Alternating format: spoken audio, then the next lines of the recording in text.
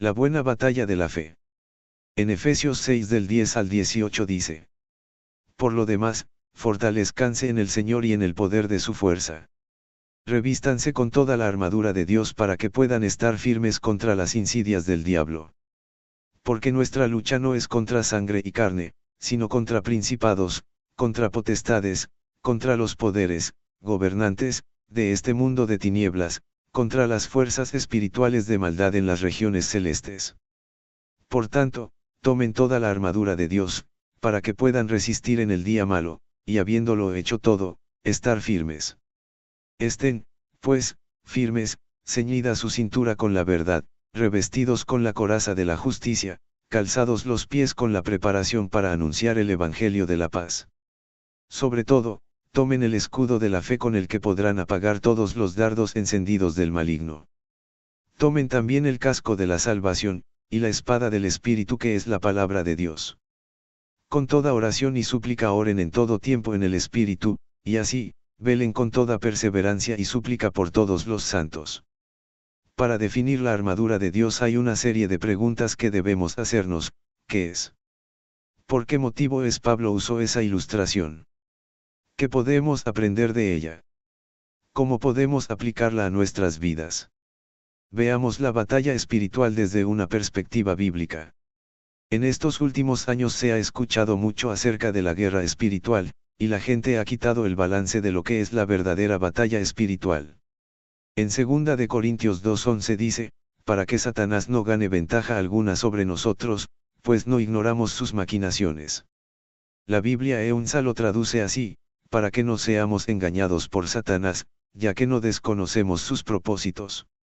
No debemos ignorar los propósitos y maquinaciones del diablo, pero tampoco debemos irnos al otro lado, llegando a un extremismo en que todo lo veamos demonios. Hace años una hermana veía todo demonios, en cada cosa, en cada lugar veía uno. Un día en una reunión de liderazgo, el grupo estaba tomando un café, y cuando la hermana levantó la tapa de la azucarera, el pastor golpeó su mano para impedir que levante la tapa y le dijo, no. La hermana sorprendida le preguntó, ¿por qué, pastor? Y el pastor le respondió, hermana, no vaya a suceder que se escape el demonio del azúcar. La hermana se dio cuenta de lo que le dijo el pastor y cambió su forma de pensar en cuanto al tema de los demonios. La gente no se da cuenta, pero al hacer esto y ver al diablo en todas partes, lo único que hacen es glorificarlo. Son como la hermana que testificó en un servicio, hermanos, el diablo me persiguió toda la semana, bendito sea su santo nombre. Realmente la hermana no quería glorificar al diablo, pero al pasársela todo el tiempo hablando de él, y de las cosas que le hacía, sin darse cuenta le dio la gloria. Eso es lo que está pasando el día de hoy, la guerra espiritual se ha vuelto muy popular, encontramos, conferencias, Biblias, pósters, libros de estudio, polos y hasta juguetes, los escuchamos en la radio, en la televisión por todos lados. Se han ido al otro extremo. Pero, el creyente debe hacer guerra espiritual. Veamos lo que dice la Biblia. En 1 de Juan 3:8 dice, el que practica el pecado es del diablo, porque el diablo peca desde el principio. Para esto apareció el Hijo de Dios, para deshacer las obras del diablo. La Biblia del pueblo de Dios lo dice así, pero el que peca procede del demonio, porque el demonio es pecador desde el principio. Y el Hijo de Dios se manifestó para destruir las obras del demonio. Wust comenta acerca de esta palabra deshacer, destruir, es en el texto griego luo, aflojarse, disolver. Westcott comenta, las obras del diablo son representadas como teniendo una cierta consistencia y cierta coherencia. Muestran un tipo de frente sólido. Pero Cristo, con su aparición, los ha revelado en completa insustanciabilidad. Él, ha deshecho, las aparentes ataduras por las cuales fueron sujetados, pero Él ha hecho más que eso. Por la sangre de la cruz que Él pagó por el pecado, hizo una vía de escape del enemigo principal de las almas de hombres, derrotando los propósitos del diablo, y finalmente causando su caída completa. Es la misma palabra que se usó en Lucas 3:16, respondió Juan, diciendo a todos, yo a la verdad os bautizo en agua, pero viene uno más poderoso que yo, de quien no soy digno de desatar la correa de su calzado, él os bautizará en Espíritu Santo y fuego. Esta palabra nos da la idea de desatar el nudo de un zapato, y es la figura que nos da Juan el Bautista cuando hablaba de Jesús en este pasaje. También vemos esta palabra en la sanidad de la mujer encorvada, en Lucas 13 del 10 al 16. Enseñaba Jesús en una sinagoga en el día de reposo, y había allí una mujer que desde hacía 18 años tenía espíritu de enfermedad, y andaba encorvada, y en ninguna manera se podía enderezar.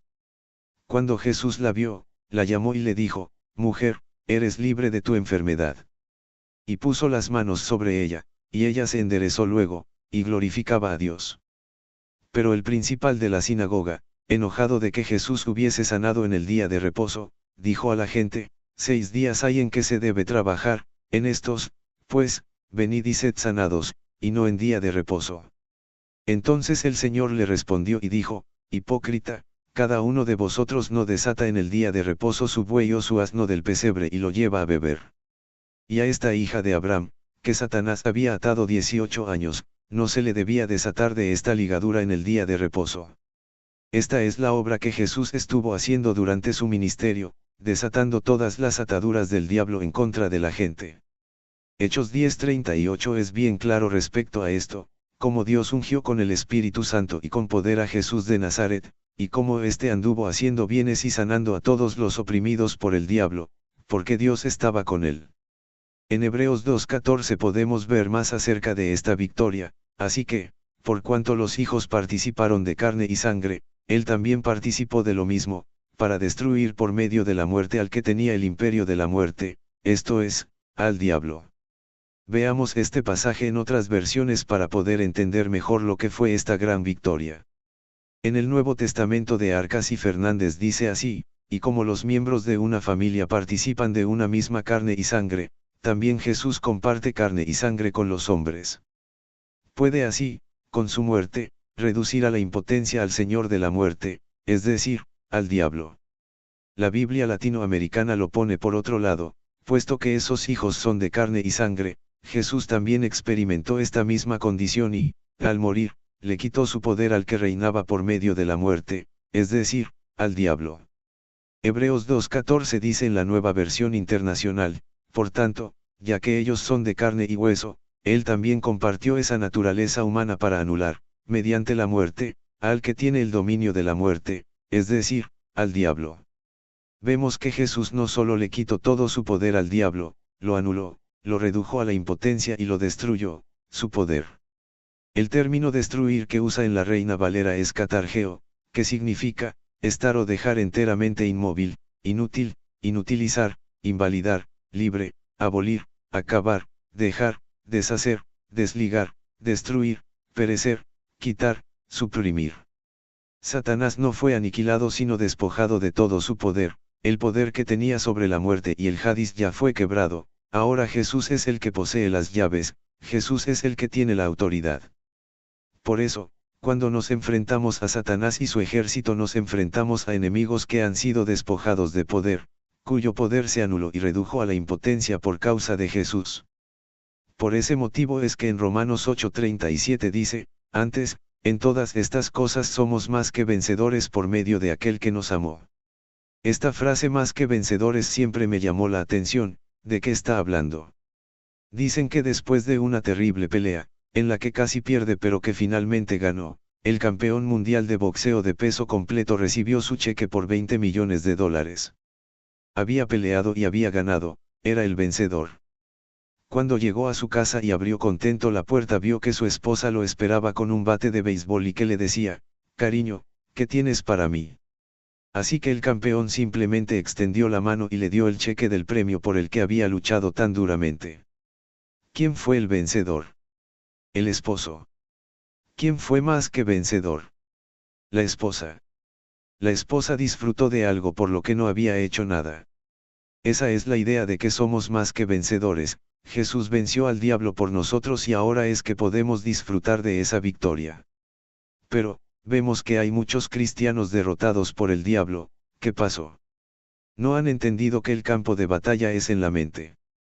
En 2 de Corintios 10 del 3 al 5 vemos la naturaleza de nuestra batalla espiritual, pues aunque andamos en la carne, no militamos según la carne, porque las armas de nuestra milicia no son carnales, sino poderosas en Dios para la destrucción de fortalezas, derribando argumentos y toda altivez que se levanta contra el conocimiento de Dios, y llevando cautivo todo pensamiento a la obediencia a Cristo. El diablo trabaja en la mente trayendo opresión y atadura por medio del engaño y la manipulación, pero debemos darnos cuenta que ya es un enemigo derrotado. Jesús ya desató y deshizo todo el poder que tenía en nuestra contra. Satanás ha apelado a las mismas tácticas desde el principio, podemos verlo desde la misma creación, cuando elaboró su plan para adueñarse de ella. En Génesis 3 del 1 al 6 vemos cómo trabajó con Eva en la tentación, pero la serpiente era astuta, más que todos los animales del campo que Jehová Dios había hecho, la cual dijo a la mujer, con que Dios os ha dicho, no comáis de todo árbol del huerto. Y la mujer respondió a la serpiente, del fruto de los árboles del huerto podemos comer, pero del fruto del árbol que está en medio del huerto dijo Dios, no comeréis de él, ni le tocaréis, para que no muráis.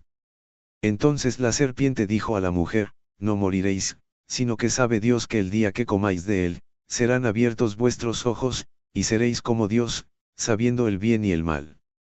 Y vio la mujer que el árbol era bueno para comer, y que era agradable a los ojos, y árbol codiciable para alcanzar la sabiduría, y tomó de su fruto, y comió, y dio también a su marido, el cual comió así como ella.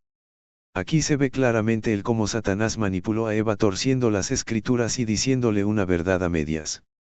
Usó la táctica con la que envenenaron a Blancanieves, le trajo a Eva una manzana podrida que externamente había sido decorada para verse muy bien. Jesús mismo en su ministerio también tuvo que enfrentarse a una situación similar, cuando fue tentado por el diablo en Lucas 4 del 1 al 12. Jesús, lleno del Espíritu Santo, volvió del Jordán, y fue llevado por el Espíritu al desierto por 40 días, y era tentado por el diablo. Y no comió nada en aquellos días, pasados los cuales, tuvo hambre. Entonces el diablo le dijo, si eres hijo de Dios, di a esta piedra que se convierta en pan. Jesús, respondiéndole, dijo, escrito está, no solo de pan vivirá el hombre, sino de toda palabra de Dios. Y le llevó el diablo a un alto monte, y le mostró en un momento todos los reinos de la tierra. Y le dijo el diablo, a ti te daré toda esta potestad, y la gloria de ellos, porque a mí me ha sido entregada, y a quien quiero la doy. Si tú postrado me adorares, todos serán tuyos. Respondiendo Jesús, le dijo, vete de mí, Satanás, porque escrito está, al Señor tu Dios adorarás, y a Él solo servirás. Y le llevó a Jerusalén, y le puso sobre el pináculo del templo, y le dijo, si eres hijo de Dios, échate de aquí abajo, porque escrito está, a sus ángeles mandará acerca de ti, que te guarden, y, en las manos te sostendrán, para que no tropieces con tu pie en piedra. Respondiendo Jesús, le dijo, dicho está, no tentarás al Señor tu Dios. Y cuando el diablo hubo acabado toda tentación, se apartó de él por un tiempo. Aquí Jesús se enfrentó con el diablo, pero no se dejó vencer y nos mostró el camino para caminar en esa victoria que es vencerlo por medio de la palabra de Dios. Así que no depende de Dios, ni del diablo que seamos oprimidos y atados, depende solamente de nosotros, porque la obra de victoria ya fue hecha. En Santiago 47 dice las siguientes palabras, someteos, pues, a Dios, resistid al diablo, y huirá de vosotros. Aquí término someteos es jupotazo que es principalmente un término militar, ordenar abajo, jupo, debajo, tazo, ordenar. Denota, ponerse en sujeción, sujetarse. Al someternos estamos poniéndonos bajo las órdenes de Dios, nos sometemos a su palabra, es decir, la aceptamos como una realidad en nuestras vidas. Cuando un general le da una orden a un soldado, éste se para al frente y le dice, sí mi general, y luego va y hace lo que le dijo su general. Si nuestro general nos ha dicho que tenemos autoridad, lo aceptamos como un hecho, si nuestro general ha dicho que somos sanos por las llagas de Jesús, lo somos, lo aceptamos como un hecho, si nuestro general dice que somos la victoria, ya es nuestra. Este verso nos dice tres cosas. Lo primero es que debemos aceptar su palabra como un hecho real para nosotros. Lo segundo es resistir al diablo. ¿Cómo lo hacemos? Igual que Jesús, usando la palabra de Dios. Lo tercero es que al diablo no le quedará más remedio que huir de nosotros. Él huirá, escapará de nosotros, como una mosca al ver un matamoscas. En primera de Pedro 5 del 6 al 9 vemos algo similar: humillaos, pues, bajo la poderosa mano de Dios, para que Él os exalte cuando fuere tiempo, echando toda vuestra ansiedad sobre Él, porque Él tiene cuidado de vosotros. Sed sobrios, y velad, porque vuestro adversario el diablo, como león rugiente, anda alrededor buscando a quien devorar, al cual resistid firmes en la fe, sabiendo que los mismos padecimientos se van cumpliendo en vuestros hermanos en todo el mundo. Vemos aquí el mismo principio de Santiago: humillarnos ante la poderosa mano de Dios, someternos a Él y su palabra. Si Dios ha dicho algo es así, debemos creerle, no dependiendo de nuestras propias fuerzas sino de las del Señor. Debemos ser sobrios y velar, es decir, mantenernos firmes en la palabra, no ir a derecha ni a izquierda. Y debemos resistirlo con la palabra de Dios y el nombre de Jesús. Una cosa final en este verso es que no estamos solos, ni que recibimos el gran ataque, uno como nunca tuvo nadie. No es así, los mismos ataques que sufrimos los han sufrido otros hermanos, y si otros los han vencido nosotros también venceremos. Entonces podemos ver que hay una batalla espiritual en la cual ya tenemos la victoria. Como hemos visto, entramos en esta batalla espiritual con la victoria en las manos.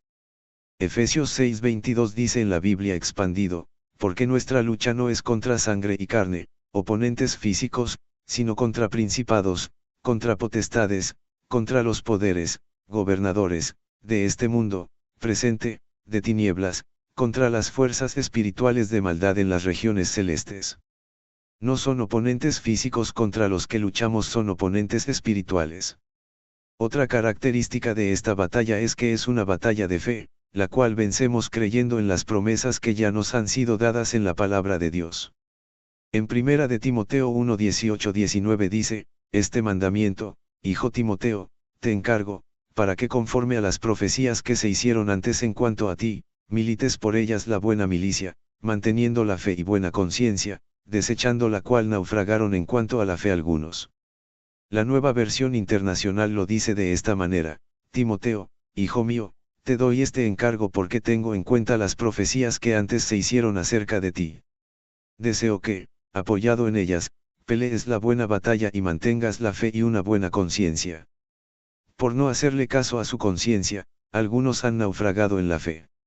Y en el capítulo 6 verso 12 le vuelve a decir: pelea la buena batalla de la fe, haz tuya la vida eterna, a la que fuiste llamado y por la cual hiciste aquella admirable declaración de fe delante de muchos testigos. Hay una buena batalla que luchar, la batalla de la fe, a la cual entramos con la victoria en la mano y vencemos creyendo las promesas que Dios nos dio en su palabra.